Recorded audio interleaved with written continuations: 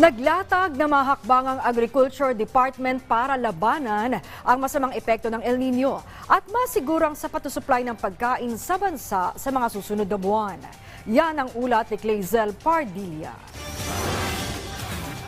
Ang paghupa ng epekto ng El Nino sa buwan ng Hunyo, inaasahang sasalubungin ng paparating na La Nina. Ang ibig sabihin nito, sabi ng Pag-asa, pre-developing La Nina, historically speaking, sir, is below normal rainfall pa din po. Yun po yung very critical. If yung onset ng rainy season might be delayed or darating man po yung tag-ulan pero hindi pa rin po ganun karami yung darating na ulan. Ikinababahala ng ilang kongresista ang posibleng epekto nito sa agrikultura. Kaya sa pagdinig ng House Committee on Agriculture and Food kanina, tinanong ang Department of Agriculture kung gaano ito kahanda. Have we already, or are we preparing already if those who are in dry condition elevates the challenge to become a drought province or region, sir? The department is prepared, and again, just for the record and based on the report, minimal pa lang ang damage for rice and corn. Sa katapusan ng Abril, inaasahang aabot sa 78 probinsya sa bansa ang makakaranas ng tagtuyot.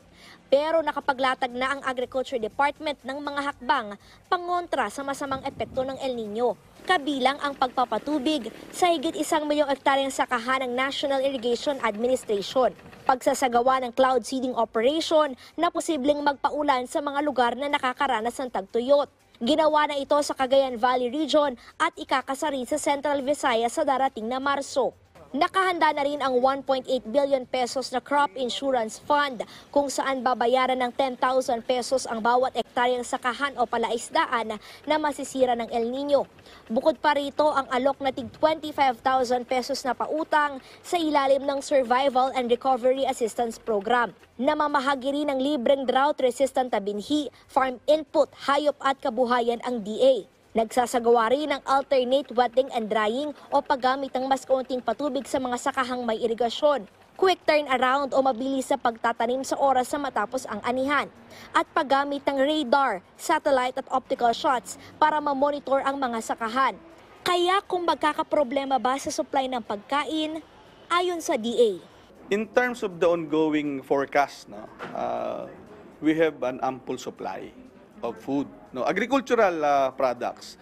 Clazel Pardilla para sa Pambansang TV sa Bagong Pilipinas.